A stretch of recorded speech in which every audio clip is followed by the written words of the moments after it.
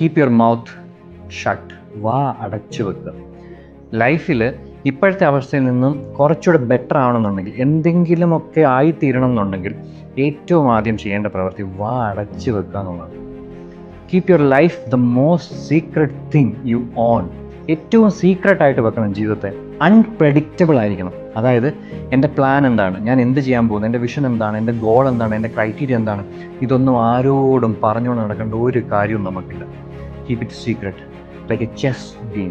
ഒരു ചെസ് ഗെയിമിൽ you don't talk much, you just keep on moving. കരുക്കൾ മാറ്റിക്കൊണ്ടേയിരിക്കും, കരുക്കൾ മൂവ് ചെയ്തുകൊണ്ടേയിരിക്കും. And you just open your mouth just to say check mate.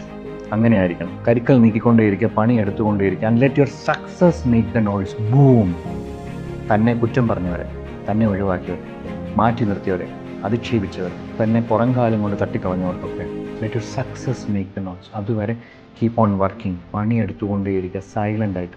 ഒന്നോ രണ്ടോ ആളുകളല്ലാതെ ഒരാളോടും ഒന്നും തുറന്ന് പറയേണ്ട കാര്യമില്ല. ഞങ്ങളുടെയൊക്കെ നാട്ടിൽ ഒരു ചൊല്ലുണ്ട്, കുരയ്ക്കുന്ന പട്ടി കടിക്കത്തില്ല. ലൈഫിൽ എന്തെങ്കിലും സക്സസ്ഫുൾ ആയിട്ട് ബിൽഡ് ചെയ്തിട്ടുള്ള, ലൈഫിൽ എങ്ങനെയെങ്കിലും അപ്ലിഫ്റ്റ് ആയിട്ടുള്ള ആളുകളൊക്കെ അവരൊന്നും ആരോടും വിളിച്ചു പറഞ്ഞ് നടന്നവരല്ല. അവർ വർക്ക് ചെയ്തുകൊണ്ടേയിരുന്നു. അവരുടെ സക്സസ് ആണ് അതിനുള്ള മറുപടി. Let the success make the noise. എന്നിട്ട് വളരെ ചിരിച്ചുകൊണ്ട് നിങ്ങളെ കളിയാക്കിയവരുടെയും കുറ്റപ്പെടുത്തിയവരുടെയും തഴഞ്ഞവരുടെയും ഇട്ടിട്ട് പോയവരുടെയും മുമ്പിൽ ചിരിച്ചുകൊണ്ട് പറയും ചെക്ക് മേറ്റ്.